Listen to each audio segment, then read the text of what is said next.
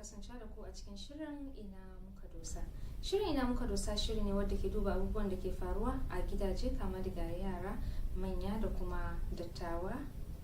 Wacce ni Farida Sanusi Abubakar zan gabatar da shirin tare da abokin aiki na. I wonder why she's so happy. Good evening, my name is Imos Paul, and as you say bonsoir, I want to say bonne nuit yet, but yet it's time for us to discuss issues that will bless your life and make a lot of difference to you.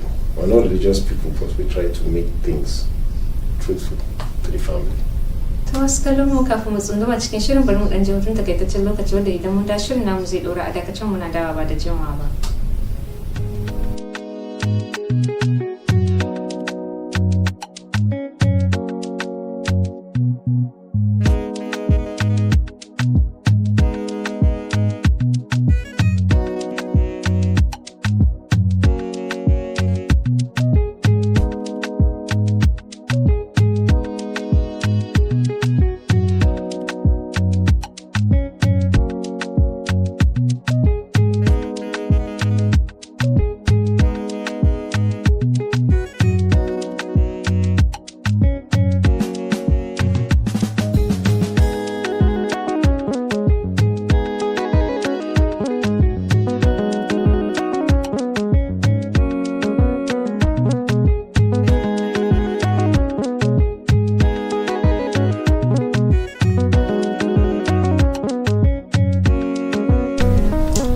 Masu barkan da dawa daga hutun takaitaccen lokaci idan yanzu ka zo bisa akwatin talabijin ɗin ko kuna kallon shirin ina muka dosa inda a yau za mu tattauna akan maudu'i mai matukar muhimmanci wato muhimman kima da kuma tarbiyyar da ta dace ga yara a Afirka. Dobaran ce ga yaro ba don yara ne maza da kuma mata. Well, you're right. Thanks for the exponential explanation. Kusan zan ce kasan tarbiyya da yana da matukar muhimmanci kamar da kullum muke magana mu sake mu yi magana don ba ma gajiya da maimaitawa akan maganar tarbiyya duba da yadda abubuwa ke tabarbarewa. Kusan zan ce mun yi magana cewa idan ka hada tarbiyya na baya irin zamanin da yanzu zaka samu akwai bambanci. Domin ina tunani kaman mutanen zamanin da kaman sun fi ba mu yara tarbiyya suna dauka ne sai zama da mu kuma tarbiyyar da muke ba mu ƴaƴanmu ya sha bamban. Kasan idan muka ce zamu bi yanayin yadda al'adunmu na bangaren Afirka haka dinnan zaka ga muna kwaikwayo da wasu irin al'adu wadda sai kaga yana tabarbara mana tarbiyyar ƴaƴanmu. Well, I agree with you. I might not agree with you, but you know, culture, beliefs, and differences, just like she said, the discipline of a child, the importance of discipline of a child to the African child, as she said, the challenges and what parents go through and the values that come with it. It's not an easy thing. Yes, but just like you said, those days and these days are different. It's always very different because those days the technology and everything has now moved ahead. We hold on to the greatest and all-time African culture, which of course with time we came to realize that to an extent some of the cultures we take we have to like bend a bit from it, because not that it's a bad thing, but it has some little face that makes a lot of difference in people. Let me give you an example. When I was small, if I commit an offense, I'm going to bite her lips and keep quiet. She knows I'm a boy. I know now. She'll just talk small. When later on when I enter the room, she has koboko that she has kept. She will whip everything out of my body in anger. It's discipline. It's good. It's not that it's a bad thing. But there is anger attached to it. So, but let me ask you a question. Psychologically now, you know we've become advanced. You understand? Psychologically, is it the best way to discipline a child with anger or with love? You know, at times we say the love comes with anger because you're angry and the child offended you, so you beat him. Kasan ba aka ce yanke hukunci ma cikin fushi yana kawo da na sani. So basically you see, discipline is something. Let me rewind a bit before I come back to that. Discipline. What is discipline? Discipline is just a way of correcting, coercing someone to do what is right, or making sure that that person follows a right path to do what he is supposed to do and not the wrong one. That means that person is disciplined or has the ability to follow the right thing and be contented to make sure that what he's doing is correct. So if you look at it clearly and closely, you find out that yes, our parents were in putting discipline on us rather, but the truth about it is that there was a little bit of violence attached to it, in the sense that you see someone who carry cane and they will finish flogging you and the cane will even scatter. Your mother will look for mortar or pistol because she's angry and she wants to slam your head.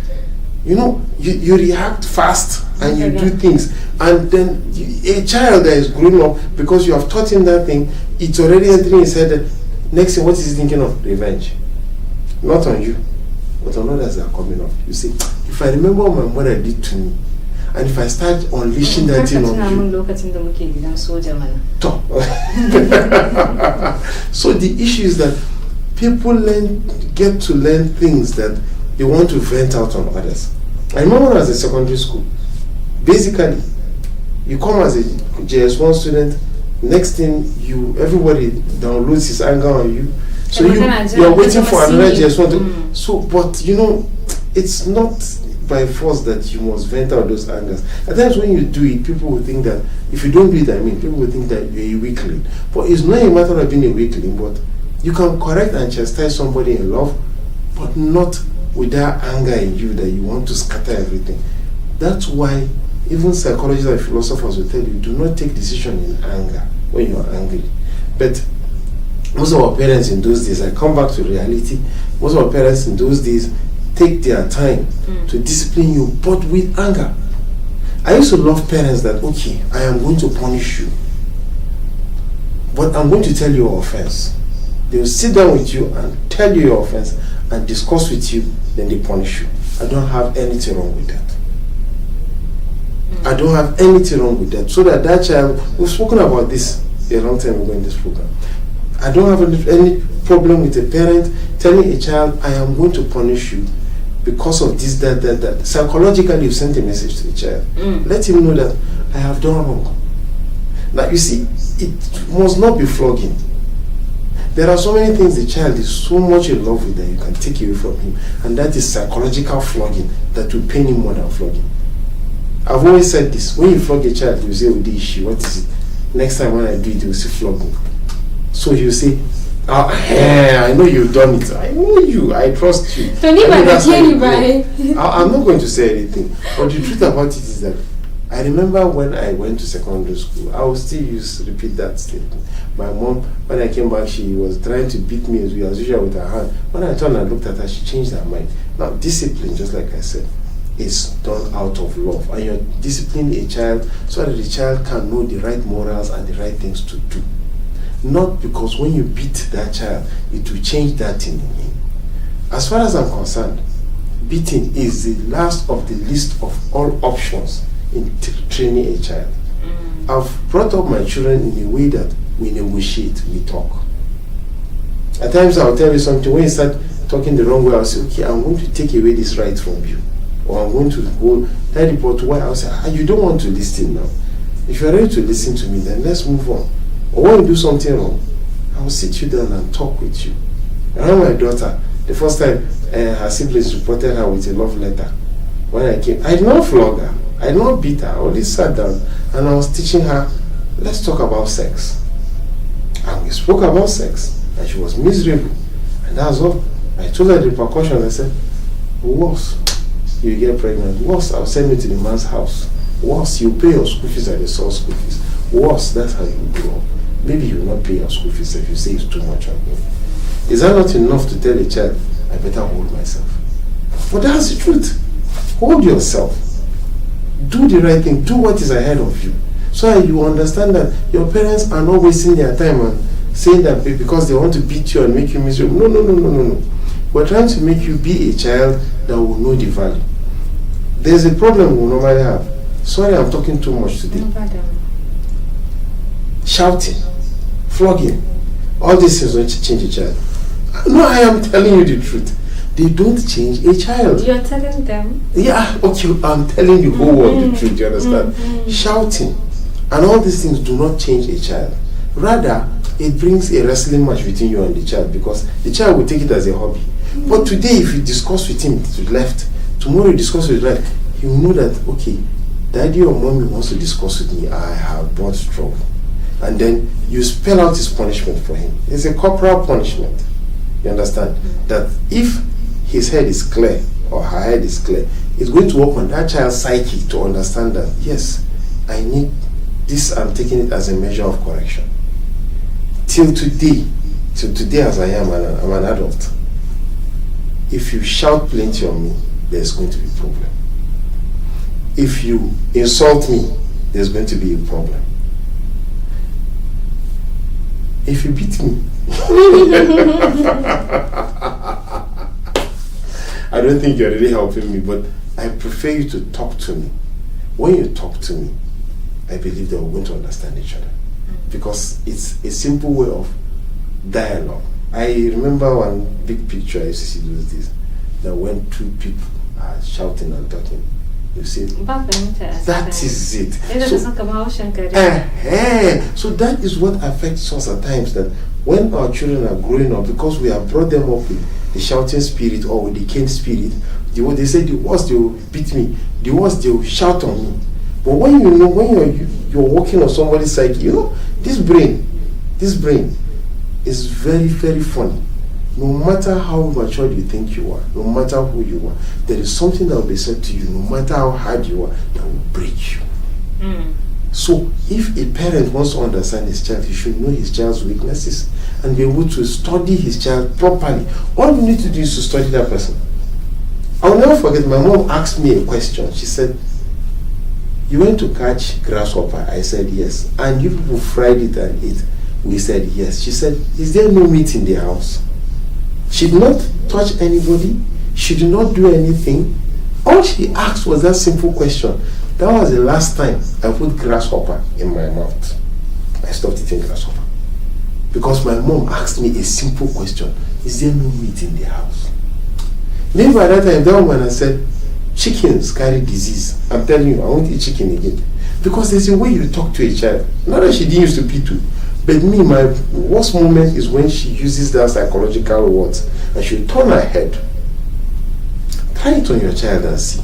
Just use those words on your child gently and turn your head as if you didn't tell the child anything. And you see that that child will go back and think and ponder about these things you said.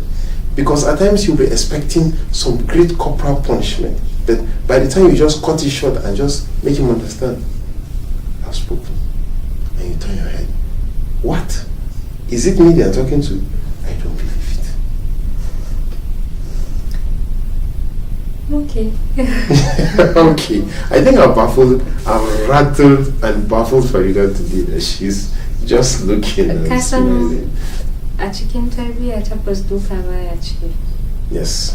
Sannan kuma kamar da ka faɗa, a zauna da yaro a yi magana a fahimci juna. In an ce a yi magana a fahimci juna, ba wai ta ɗauko maganganu kawai ana yi ba. Akwai da yaro cewa abu kaza ba yi da kyau. Idan kuma ya zama na laifi ya yi, sai a fara a yi magana akan laifin wadda ba yi da kyau. Yes. Ya kamata a daina shi da sauransu irin dai maganganun din haka yadda ka faɗan din. Idan kuma ya zama na cewa mun sani fa ihu yana iya rikita yaro. Of course. Sannan kuma duka shi ma yana iya rikita yaro. Completely. Sannan kuma akwai dukan da idan kana yi ma yaro yau da gobe, jikin din zai iya sabawa da wannan dukan, sai ya zama na cewa zafin da yake ji fa zai koma bai jin wannan zafin. To kowane irin laifi zai iya aikatawa, ba dai duka ba ne? Kawai a dake ni, ba an dake ni shikenan ba, ai to ya kare, kuma ana gama dukan shi zai iya koma ya sake aikata wannan laifin din. Sannan kuma wani lokaci sai mutum ya yi tunanin cewa haɗa fiska da yi ma yaro zafi shi zai sa wai yaro ya daina aikata laifi ko kuma yaro ya ji tsoronka. It does. Eh? There's a way that when you look at your child, just look at the child and turn your head. Akwai wannan da kake faɗa. kuna iya zama ku yi hira da yaro idan ya kama, kuna iya zama ku yi taɗi ku yi dariya da yaro in ya kama. Akwai lokacin da kuma in ka haɗa fiska shi ma da kanshi zai shiga jini, irin zai sha jinin jikin shi ya nitsu. To amma ko wadda kuma bai da lokacin da zai zauna ku yi hiran, bare ya fahimce ka fahimce shi, bai da lokacin da zai zauna ku yi hiran dariya irin ku fahimci juna, irin a yi taɗi yadda ake jan yara a jiki. A ko da yaushe, ko da safe ko da rana ko da dare ko da yaushe, irin fiskan nan a haɗe ne kawai. Yaro yana yin ɗan karamin laifi duka ne kawai, irin wai sai ana tunanin wai wannan ne zai sa wai yaro ya ji tsoronka.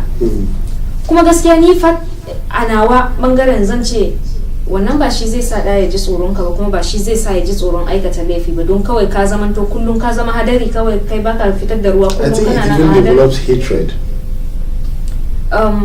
Zan ba da misali da kaina.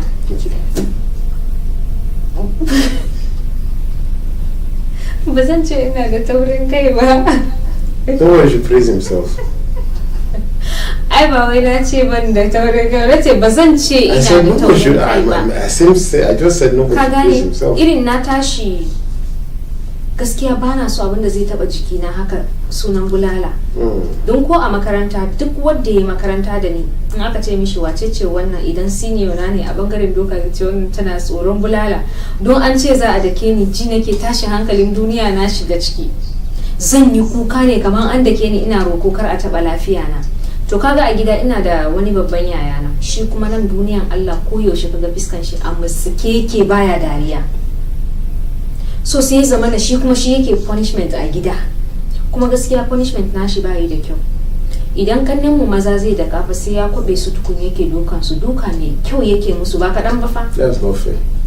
So sai ya zama da irin ni kuma gaskiya bana yarda in yi laifi, dan na san cewa zan iya da kuwa, to ban taba shan dukan shi ba, Allah ya sani har yanzu ban taba shan dukan shi ba.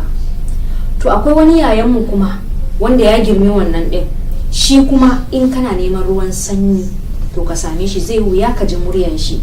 To ni zan iya faɗa bai taɓa daga bulalaye da ke wani da a cikin gidanmu ba, kan bai taɓa duka ba. To amma ka san wani abu, idan akwai lokacin ina tsaye a kofan gida ina magana da wani yaya na wannan din ya zo, shi wannan mai dukan din mai zafin, wallahi ban masa ba. Wannan ya gaishe shi yake amsawa ya wuce, kuma bai sa na tashi a gurin ba, ni ban ce mishi makala ba. Ka san me, wallahi ban ji tsoron shi ba, saboda ni a rayuwa na in ka ce haka zaka kasance.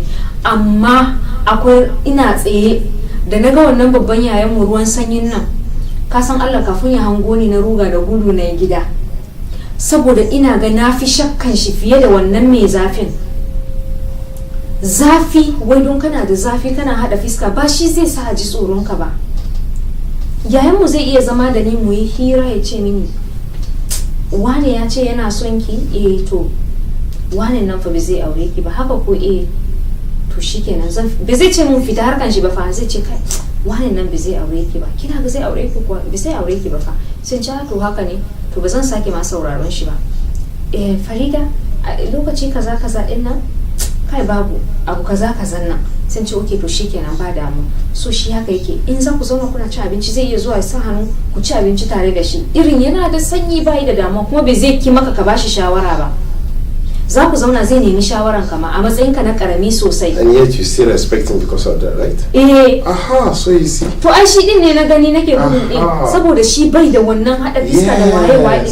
To amma kaga wancan ko hira ake in ya zo na gaya maka sai ka ji guri yayi tsit, saboda me, saboda wai ya zo guri bai son ma ya ji kuna surutu da sauransu. To ni hakan bai sa ni wai in guje shi ko kuma meye ba.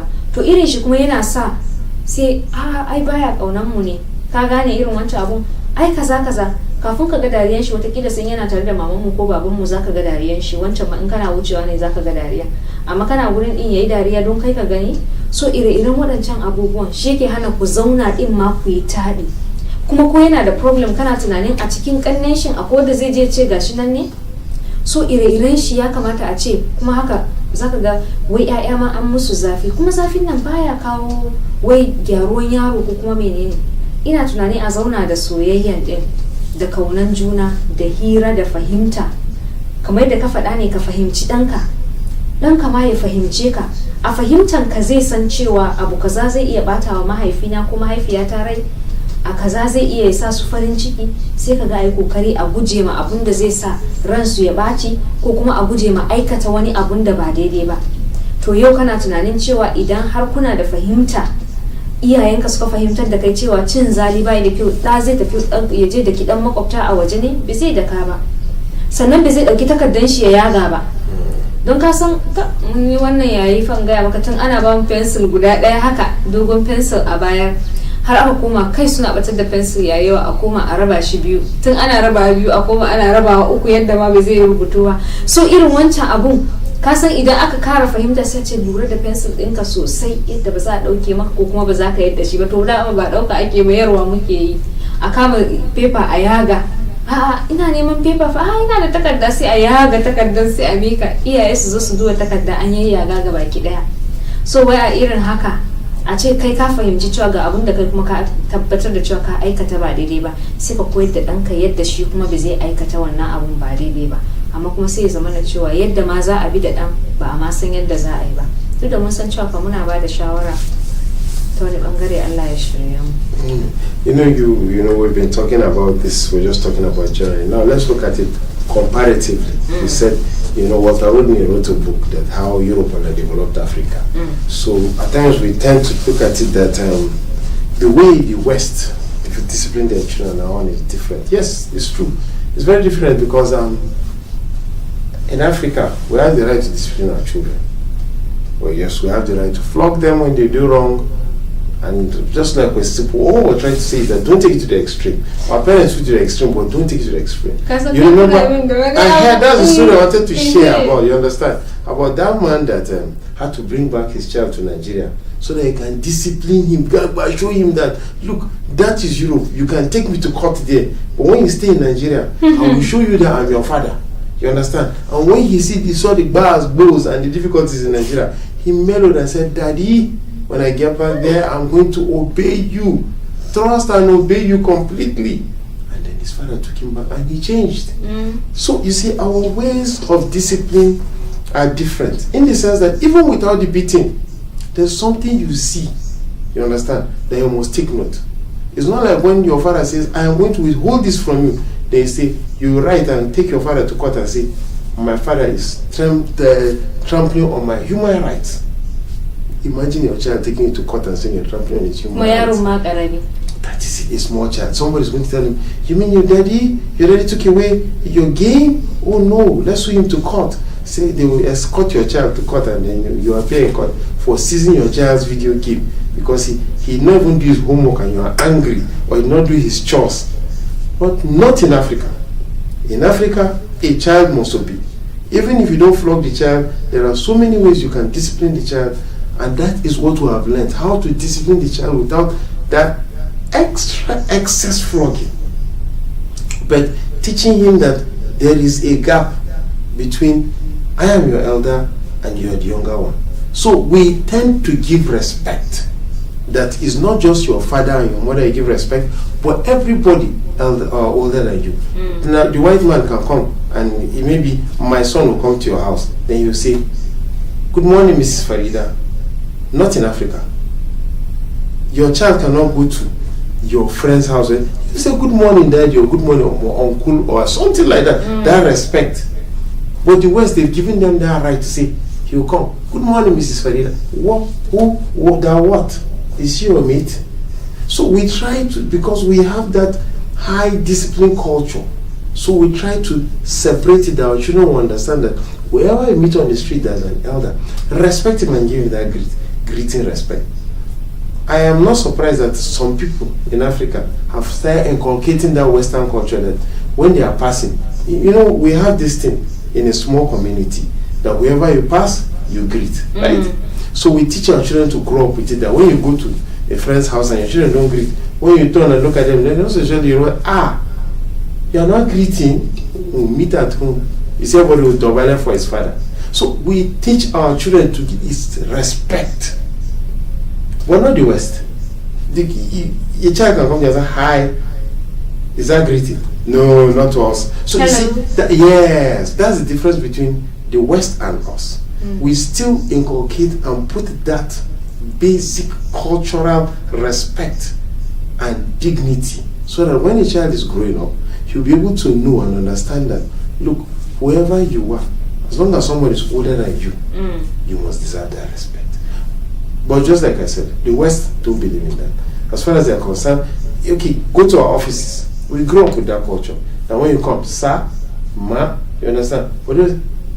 Mr. Shetima, Miss Farida, sorry, Mrs. Farida, these people are talking because they feel that, okay, this is how you address the person ahead of you. And you also do the same thing to the person, you reciprocate to that person below you. But only you must say, sir, ma, yes, I love it because it's a sign that you're respecting that person and giving that respect. Yes. So dazun kana magana ka in na tana magana da kai dazun na cewa irin yaro ya aikata laifi sai ka ga cikin wannan fushi din sai a yi punishing din shi, wadda wani lokacin a cikin wannan punishment din sai ka samu an ji mishi ciwo. You can harm the child, yes. Wani ma fa yana iya kashe mutum da sauransu. Well, an san cewa ka hukunta yaro a cikin fushi gaskiya ma bayi da kyau, don yana iya ya janyo ka zo ka yi nadama akan abin da ka aikata. Mafi aksari an fi bukatan idan yaro ya yi laifi, idan ranka ya baci ya kai kololuwan baci, to kawai ka tafi a gurin karkace ma yaro komai ta tunna. No, just like you said, do not say a word. And just like we say, we're going to take a short break. Let me be faster than for today. We're going to take a short break. I want to come back. We're going to put the nails on the coffin, because this time I can see her throat is getting dry. Let her take water.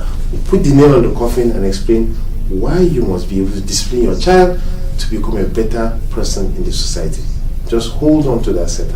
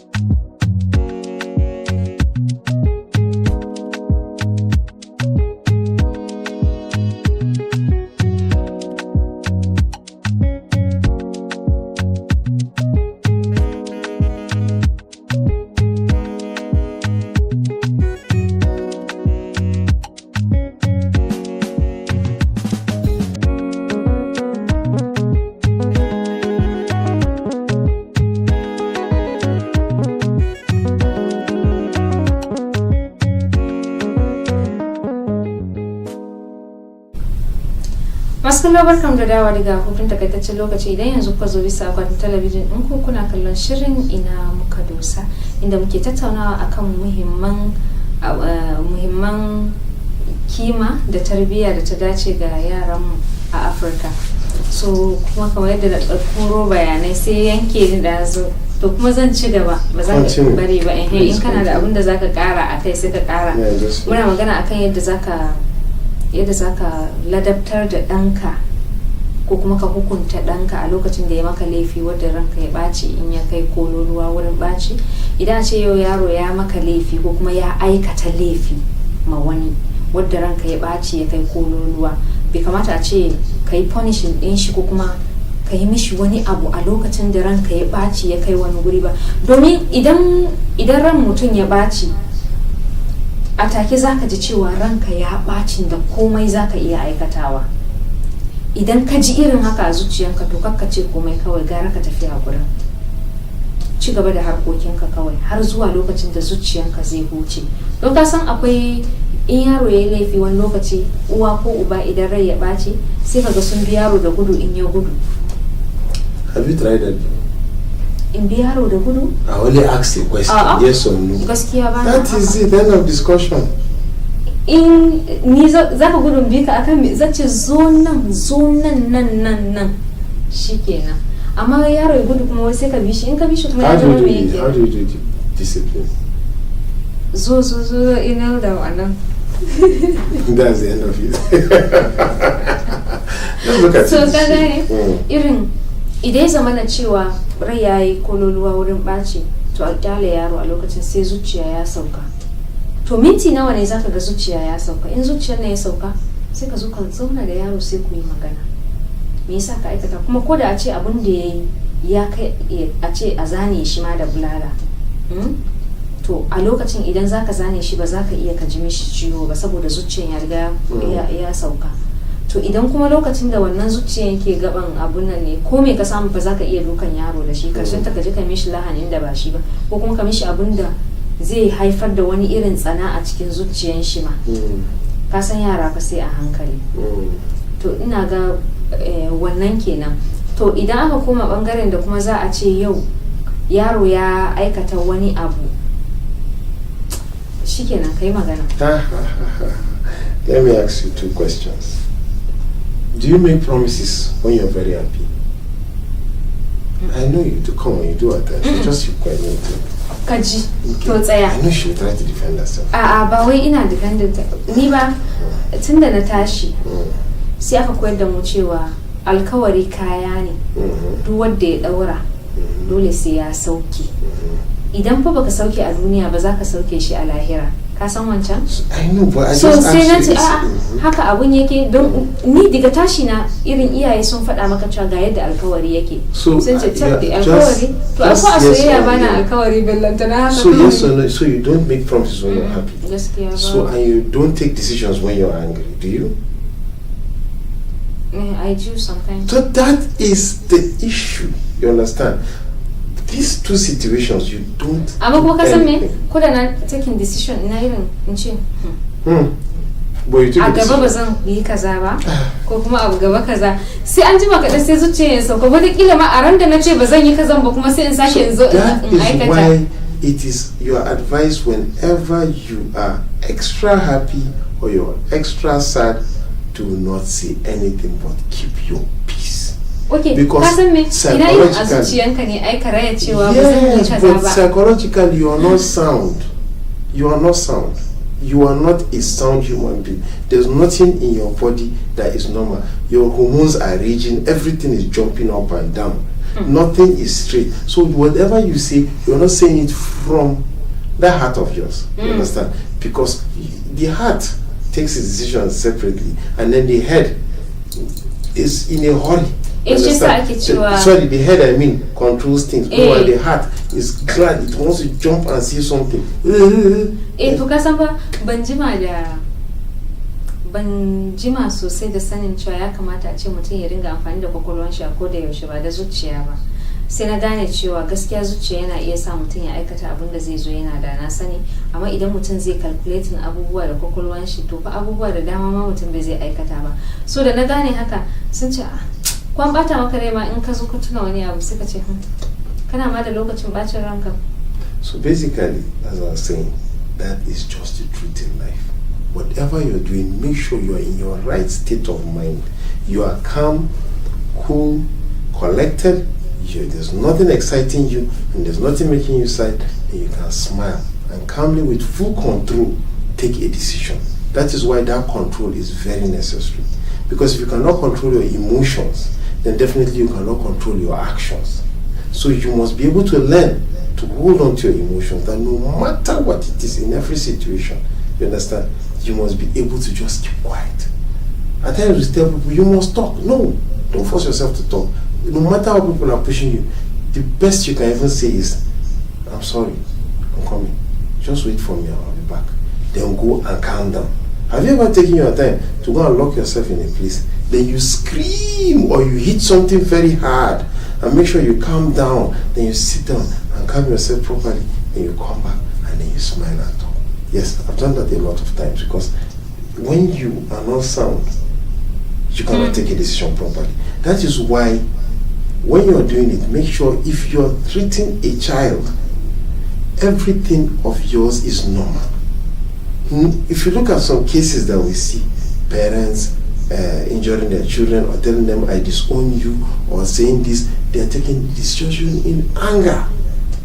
And at times, some parents make the mistake of their children exciting them, doing that. What do you want? Just mention. And when the child mentions, you go and say, oh boy, I cannot meet up this thing. That is why you take your time and sit the child and you for talking. All of you are calm and everything. Don't be in a hurry. You might be even in that joy. In that joy, you can even buy him, or you can take a decision and promise him something that is going to harm his life. That he might think that my parents don't even like me. They will tell me this and they will not do it. So the best thing is that make sure you are in the right frame of mind, because that right frame of mind is what you use to take decision. So basically, this is what affects us as Africans. Yes. The white man will say, when a child does something wrong, he will say, you did this, that, go to your room. You understand? Go to your room. When he says go to your room, he will go and think about his life.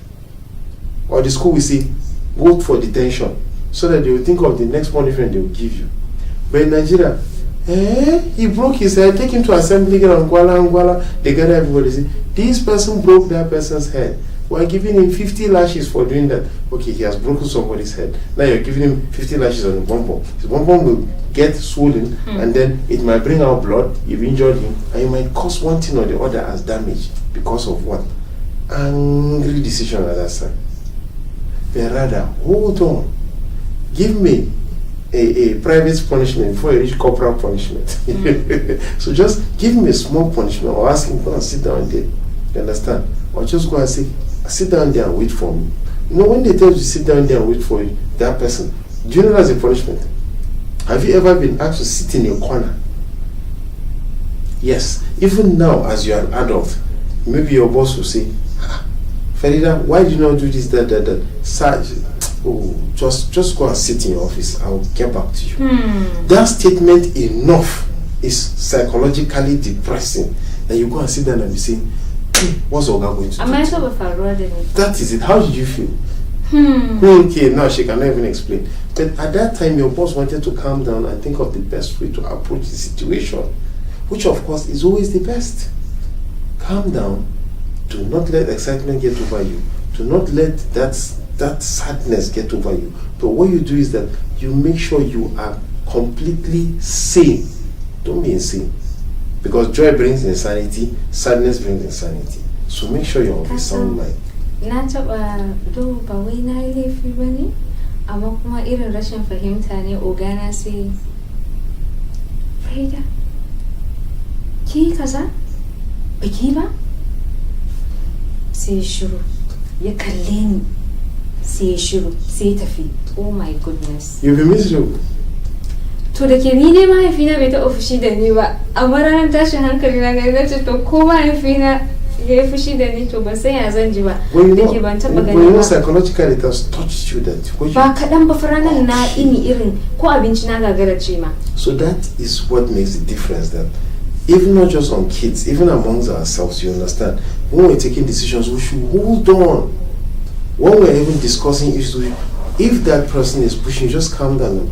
You can smile at that person. But do you know what the good thing I know about smiling? When you smile at that person gets angry. So basically, all you need is you try to. Well, of course, there's 5 minutes. But everybody has that madness in his head now, because when you start reacting, it's that madness that comes up. To dama abin da ake bukata kenan watakila. No. Irin wanda ya sa ka magana, maybe dama abin da ke bukata ya gani a tare da kai, in ka fara wannan ihun din to hankalin shi ya. But the person has brought out your weakness. Yes, and that's not going to help you. So you must be able to stand and tell yourself that I can overcome this weakness. I can be able to overcome the weakness, and then you become stronger. True. You know, he who does not fight you, you understand? He who does not fight you, but tries to make peace with you, has overcome you. Because he is now the winner. Sosai. Yanzu idan muka koma bangaren a cikin tarbiyya da muke magana wadda muke da su wadda ya kamata a ce mun ba mu ƴaƴanmu a Afirka. Iyaye ne suke nan da ƴaƴansu. Kasan kuma idan aka ce yaro ya fara girma ya fara fahimtar wannan abu kaza ne, zaka iya je ka siya min kaza da sauransu. Sai ka ga irin a ce makwabta idan a da ne kusan uwa bata cika ma cin moriyan ƴaƴanta fiye da mutanen waje ba. Yes, that's before. Yawa. To yanzu kuma sai ya zama na cewa zaka ce wance da Allah ɗanki na nan? Yana nan. Ayya turo min shi bari ya siya min abu kaza a waje ne fa. Sai su to bari in kira shi sai a kwala mishi kira ɗaya. Sai ta tashi ta dauki mayafinta sai ta sa sai ta kama hanyar yaron ta sai ta ja shi sai su fita tare don kar ka aike shi. That's bad. So me kake tunani zai iya faruwa zuwa gaba kaɗan in dai kika nuna ma ɗanki cewa kar a aike shi kuma ke kuma kina so ki aiki ƴaƴan makwabtanki je ki kaza har ma kin tashi akan ƴaƴanki za su bi sai ki ce a su zauna sai ki aiki ƴaƴan makwabta amma ke kuma ba ki so a aiki naki din. You see, the first thing about respect is for people to understand. So respect and discipline is for people to understand that a child does not belong to one person. A child belongs to all. And just like you said, in those days it was quite simple that parents can come and say, come, let me send you on an errand. And your parents will say, go.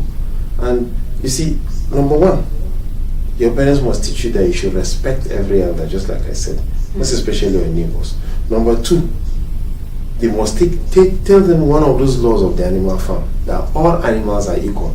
Leave the second part of that statement, that some are more equal than others. But all animals are equal, so you must accord respect to everybody. You understand? So that you know that everybody needs a respect. You understand? Even a baby that was born today, you must give him that respect. Look at a baby. I want you to reflect back. Anybody that is violent to a baby, when the baby sees the baby, the person, he cries, right? But when the person is friendly, the baby will start cuckoo kaka. When you smile at the people and play, the baby is smiling and reaching out his hands. That is that positive emotion, that spiritual thing that is bringing that bond coming close. But he who frowns, the baby will look at the person and start asking himself, is this one a good person? The next thing, maybe the harsh words that come with the face, the baby will start weeping and start trying to cry. That's why it's been said that when you're bringing up a child, smile a lot, bring positive attitude, bring positive things that are going to make a child look positive. I want you to look at every child that grew up in a hostile environment. Look at it clearly. Look at every child where it is hostile. You see that when he grows up, he's never a friendly person. Only if something touches him. That's why when you talk of gender-based violence or anything, anybody has been abused one way or the other by flogging mercilessly or being abused sexually or anything like that, you will see that that person is never a happy person. Even if that person is carrying a smile, but when he sees something, you see he freezes. These are the things that start affecting a child from when they start growing up until they get old. That's why they say, give them that love. That love is going to take them higher and make them understand that. Look, yes, it is very simple. Take it very simple and take it easy. I love both children. I love both children that they can be bold and say, daddy, daddy, or even if they meet their uncle, daddy, daddy, yes, what is it? I have this problem. I have seen this, that. Can you help me solve it? Some parents trying to frown at that, but I feel that is something that is beautiful because the child is open. Yes, he grows up with boldness, and that boldness, even because he respects that elder, and he's still bold. He's not rude. You understand? That means he's ready to take the world by the storm. He has been taught respect. He'll come and greet you properly. Tell me that the child will come and greet you. Then, can I ask Daddy, I have a question, can I ask you? Or Mommy, I have a question, can I ask you? And then, you, of course, if you're a good parent, you should be able to understand that this child is telling me something politely, so I should help him. Everybody's learning. And let me tell you something. Let's not forget one thing. It's not us that are always teaching the children. There are so many things we learn from the children. So if you don't open up your mind and learn who your child is, then definitely there will be there is a discord. There's going to be a break in communication between the two of you, and that means that is going to cause problems. So kaga kamar yadda ka faɗa ne, wannan karatu ne wadda fa sai iyaye sun ƙara tashi sun yi shi, musamman ma a ce irin iyaye wadda suke da na zamani yanzu. An san cewa yaro yana bukatan privacy, yaro yana bukatan kuma a zauna a fahimce shi, in the sense that ya kamata ka zauna da yaro ka dinga yin magana da shi, hira da shi domin ka fahimci waye ne yaronka. Yanzu ka san cewa ba abun mamaki bane zaka iya ajiye iyaye guda 10 a nan, da kyar zaka samu guda 1 a cikin 10 nan wadda za su iya faɗa maka ga abincin da ɗansu ya fi so, ga abincin da ɗansu baya so. Idan ka tara guda 9 din nan gabaki ɗaya ba su san komai game da 'ya'yansu ba. The only thing shine yaro ya shigo ya ci abinci ya tafi, yaro ya shigo ya yi kaza ya tafi. Ba a san wani ma, wasu iyaye ma suna iya su kwanta su yi bacci a tare da sun san cewa 'ya'yansu sun da sun kwanta ne ko ba su dawo ba. Yaro zai shigo maka 11 dare, baka san ina ya fito, baka san ina yake zama ba, yana zama da suwa yake zama, wadda a da mun san cewa ana haɗuwa ne gaba ɗaya a ƙarƙashin bishiya a yi musu tatsuniya, wadda kuma yana cike da darasi a ciki, wadda a ƙarshe za a zo a tattambaya me ka fahimta. Yaro zai faɗa ga abin da ya fahimta da sauransu. Sannan yaro yana da abokanaye, zaka ga da zai iya kwana a gidan wane da abokin shi, gobe kuma ɗan da abokin za su je gidansu su je su kwana, ire-iren waɗannan. To sai ya zama na cewa yanzu kuma an kai zamanin da fa idan aka ce yau yaro ya bar gida baka san gidan waya kwana ba, iyaye ba su damu da su sani ba ma, ba a san shigan shi ba, ba a san fitan shi ba, ba a san da suwa yake mu'amala ba, ba a san me yake aikatawa ba. Misali, ka san duk dai yadda allaka ne a cikin tarbiyya. Ka dubi abin da ya faru a Kano, matan da aka kashe ta da 'ya'yanta har su 7. The governor went to see the accused. Tsakiyar rana 12 rana zuwa karfe 1, within few minutes an kashe 'ya'ya 6 da mata ita, a whole generation. kuma tana ihu tana faɗan kar a kashe mata yara, tana neman ɗauki, har ta iya ɗaga waya ta kira mijinta ta gaya mishi cewa an zo kashe ta, har tana ambaton sunan wadda ya zo kashe ta. Mutane ne fa suke ba da bayani, tun da matan nan ta riga da ta rasa ranta, ta yaya za ta yi bayanin menene ta yi kafin nan a kashe ta. Amma mutane ne suke faɗan ga abun da ta yi, ga abun da ta yi. Ka imagine a cikin taron al'umma, dan na gani har a kafafen sada zumunta yadda wasu suke cewa a'a mun ji ihunta a lokacin take ihu take menene, ko sekon 10 bai kai ba muka taru dan Allah matan nan tana ihu, ta yaya za a ce an kashe ɗaya har 6 aka kai kanta na 7, sannan a ce wai an je wai ba a same ta ba, wai ba a same su ba waɗanda suka aikata wannan. Ka duba ka gani fa wanda ma ake maganan ya kashe ta ɗin da baban shi da ita kanta uwa ɗaya uba ɗaya, sannan har ya gama aikata ya koma gida ya je wanka ya canza kaya ya sake dawowa da shi, aka zo aka tattari gawan aka yi jana'izan aka tafi aka je aka binne su. He was part of the team? Duka yana ciki. Sanda ya koma da daddare kafin jami'an tsaro suke zuwa cikin gidan suke kama shi. Sannan da wanda suka aikata aika-aikan, kamar da mahaifin yaron na gani yake magana cewa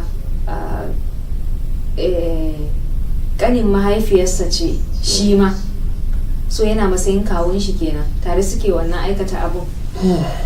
Kuma ba kisan shi na farko ba, ya taba kashe, kamar aka ce ko yana da hannu a kisan kan kanwan shi ne wanda suke uwa daya uba daya. You know, when there's no proper discipline and no proper upbringing, it brings up this kind of people. Kuma abin da zai baka mamaki kamar yadda mahaifiyar take magana da mahaifin cewa suka yi yaron su ne tsatsan yaro ne wanda an bashi ilimin addini an bashi na zamani ka gane kuma baya shaye-shaye ba san shi da aikata wasu abubuwa wadda ba yi da kyau ba. So ina irin iyaye gaba ɗaya yanzu an sake ba a sa ma yara ido yadda ya dace wadda za ka fahimci cewa kasan duk wanda zai aikata ba daidai ba dole ne idan ya zo fiskan shi zai nuna wani alaman cewa ya aikata kamar wanda ya karya ne fa yanzu kaddara karya ana daukan shi kamar karamin laifi ko kuma karya ba wani abu bane ga wanda ya saba amma idan zaka aikata karya ko zaka furta karya a bakinka dole ne alama zai nuna a fiskan ka cewa wannan karya yake yi in dai har ka san yadda nake yau in ina magana ko kuma behaviors ina zai nuna maka cewa wannan fa kaza ne yake damunta bille a ce da uwa da kuma mahaifi da ya haifa. I love that statement, you understand? I love that statement you made that it's good to study people facial because action speaks louder than words. So you look at someone and you look at the character of that person and you know that person's body language. Body language takes a lot of things. So before you round off, let me just say this for you to round off so that I can close the program. Based on what you said, parents don't even know each other again. Parents don't sit down to study each other, just like I just said, body language and who the person. You're living with someone and you cannot even testify that I know this person. Not talk of knowing your children. So basically I will say something. Parents, it's time for you to sit down and study your children so that you can know what you're going to do to make them better and not make them worse. Because if you think you're busy looking for the money and forget about studying them, then you're making a mistake. Get to know them, understand who they are. Okay. Ni kuma gaskiya shawaran da nake ƙara ba ma iyaye ko da a ce ɗanka yana aikata ba daidai ba yana da kyau ka bi shi da kyakkyawan baki ba mummuna ba. Allah ya shirye ka. Wannan kalma yana da matukar tasiri akan 'ya'yanmu. Idan kika furta cewa Allah wadaran halinka kai wannan yaro kaza ko kuma an aikata wani abu a cikin gida wadda ma baka fahimci waye ba sai ka ji ana cewa to duk wanda ya aikata dai Allah ya isa ban yafe ba. Duka wannan irin kalma zai iya bin 'ya'yanmu ya zama na cewa sun aikata abin da gobe mu ne zamu da muna kuka. Babu iyayen da za su haifi 'ya'yansu wadda 'ya'yan za su aikata ba daidai ba ya zama na cewa bai musu zafi a cikin zuciyarsu ba ko kuma ba su shiga cikin damuwa ba babu shi. So duk wani abun da zai zagaya in dai na 'ya'yanmu ne akan mu zai dawo. So a koda yaushe mu bi 'ya'yanmu da kyakkyawan baki mu ci gaba da musu addu'an shari'a saboda shari'a ne yana gurin ubangiji ne sannan kuma mu ci gaba da iya kokarin mu. Shi yasa a koda yaushe mukan furta cewa mu dai mun yi iyaye namu muna fata ubangijin Allah ya mana saura. So da wannan muka kawo karshen shirin namu na yau sai kuma wani sati idan Allah ya kai mu a madadin waɗanda suka taimaka shirin ya zo gare mu ni Farida Sanusi Abubakar shirin ya zo gare ku ni Farida Sanusi Abubakar wacce na gabatar tare da abokin aiki na. Everyone's for wishing you a wonderful weekend. See you next time. Ku kasance tare da sauran shirye-shiryen.